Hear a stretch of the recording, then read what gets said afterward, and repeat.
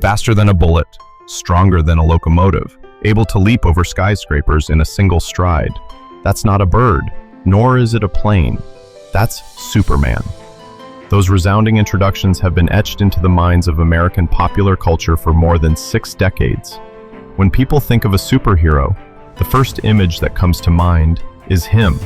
Among the countless characters created over the centuries, only one name stands above them all. Although there are countless variations with powers superior to the original version, some sunbathe for millions of years, some punch through reality to rewrite the DC universe, all are overshadowed by the ultimate entity, Superman, in cosmic armor. In a moment of life and death, when Lois Lane is on the brink of death, Superman is approached by a mysterious entity named Zilobala. He is a monitor, a being that exists outside the entire multiverse, seeing everything as a pathogen that needs to be monitored to prevent crisis events. Zilobala makes a proposal. If Superman agrees to complete a mission, he will heal Lois with something called the bleed, a form of metaphysical energy that flows through dimensions. That mission is to protect the multiverse from an ultimate enemy, a threat that transcends all laws of existence. Without hesitation, Superman nodded. Zilobala took him through countless timelines, recruiting other versions of himself from parallel dimensions. Their journey took them to Limbo, the last resting place of the forgotten entities, where time and existence were frozen. There, he and Shazam discovered a book with infinite pages, recording the origins of an ancient entity, cosmic armor. Before the multiverse was formed, there existed an infinite void called the Overvoid, a blank canvas on which all stories were written. The Overvoid itself created 2 concepts, one to seal the multiverse and one to observe it. The second concept took the form of a creature called Dax Novu, the first monitor. As he watched the flow of stories, he witnessed the emergence of Superman and also saw the arrival of a final enemy. In great fear, he split himself in 2. One of these became the cosmic armor, created in the image and spirit of Superman. For there is only one person in all of existence who can stand up to absolute evil, Superman. Superman is the most powerful story in all of DC. It is a story that does not allow for failure, where hope is born and reborn endlessly. The S symbol on his chest is not simply an alien symbol, but a symbol of hope. Hope that people will be saved, evil will be defeated, and he will always rise from every tragedy. But is that hope strong enough? When the enemy is an entity that has the power to rewrite the entire story? When Superman reaches the last page of the infinite book, it explodes in a violent flash of lightning. He turns to ask Zilobala about the identity of the enemy, Mandrakk. The answer brings everything to a standstill. Mandrakk is the ultimate doom. He has the power to rewrite every ending to ensure that he always wins. No matter who the enemy is, no matter how fierce the battle, he will never lose. At this point, a truth is revealed. To activate the cosmic armor, both Superman and Ultraman need to be 2 opposite sides of a concept that perfectly combines. When that symmetry is activated, the armor will instantly react to any threat that is aimed at the multiverse. It is the embodiment of hope, the ultimate symbol of the hero called Superman. Cosmic armor Superman is not simply strong. He is the definition of victory.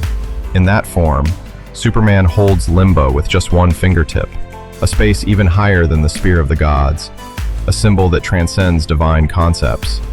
He feels every change in the story, even the breath of the reader passing through each page. No one can reach that depth but him. The final battle takes place in the infinite Overvoid between cosmic armor Superman and Mandrakk. Every element is on Mandrakk's side. He is written not to lose. But that's only when Superman accepts defeat. He remembers what matters most, why he fights, for Lois, for humanity, for hope. And because the story never lets him fall. Even though he was programmed to fail, he gets up. And when he gets up, the story begins to change. The 2 entities now battle, not just for power, but for the power to control the plot. On one side is Mandrakk, who is written to win. On the other side is Superman, who is invincible by nature, where the story always chooses him to be the last man standing. And so it is. Cosmic armor, Superman, wins. Even though every page says he will lose, he still prevails. because there is no power greater than the power of a story called hope. He throws Mandrakk into the overvoid, erasing the threat beyond the story once and for all. Finally, cosmic armor Superman is defined as being 4 layers beyond reality, with speed and power that penetrates the space beyond. Returning to his home universe, he wields the bleed, the energy that Zilobala declared uncontrollable, and heals Lois Lane. When Superman returns from the war beyond all dimensions, time seems to stand still. The tears and reality caused by the battle still smolder. Though Mandrakk has been destroyed, his aftershocks still seep into the fabric of existence, leaving invisible scars that stretch across the multiverse. Superman understands that his victory is not just a moment of brilliance, but the beginning of a new era where the impossible, once bound by logic, physics, and narrative structure, can now be broken by sheer force of will. In Superman's hand, the bleed still glows. This energy is more than just a means of healing. It is the very essence of the ability to rewrite fate. When he places his hand on Lois Lane's forehead, a bright light spreads, causing the space around him to change. Lois's breathing returns. Her heart beats as steadily as the bells of dawn. She opened her eyes, and her first glance fell on the face of the man for whom the universe had once sacrificed itself. In that moment, the world seemed to quiet down, as if the universe itself felt the gratitude. But Lois's resurrection was not a simple miracle. It was the result of a choice that overcame fate. Behind that action was a price to be paid, because every time the bleed was used to alter the natural flow of things, the multiverse's balance was thrown off its axis. The interference made the other monitors feel shaken. Zilobala, despite his promise, remained silent. He looked at Superman not as an omniscient being, but as someone watching an unwritten phenomenon. For with all that he had witnessed, even he could not predict what would happen next. Godrock as Lifidia, a Lois, flower ting. Where time flows backwards and the future is written in light, there exists a great archive called the Orrery of Worlds, where the monitors observe every single branch of the story that is unfolding in the multiverse. There, a strange phenomenon has begun. Some of the stories are moving on their own, without the author, as if there is an inner will to continue telling the story, beyond the logical framework of the text. And in the center of that phenomenon, there is only one name that repeats over and over: Superman. The entity named Dax Novu, the remnant of the original monitor, senses this instability from the over-monitor. He knows that the existence of cosmic armor Superman is no longer a tool. It is a living symbol, capable of reshaping the entire surveillance system.